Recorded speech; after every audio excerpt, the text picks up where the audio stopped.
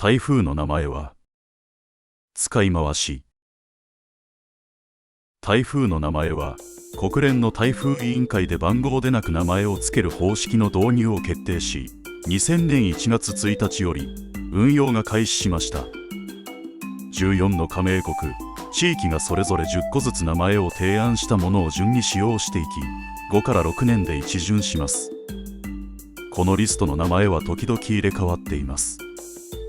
名称は動植物名、地名、星座、神話などから取られているようです。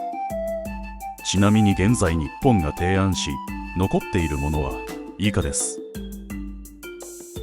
なお、台風の名前の引退は人的、物的被害や社会的影響が大きかったものを混乱の防止のために使用をやめるときです。それは国連の台風委員会で年1回決めます。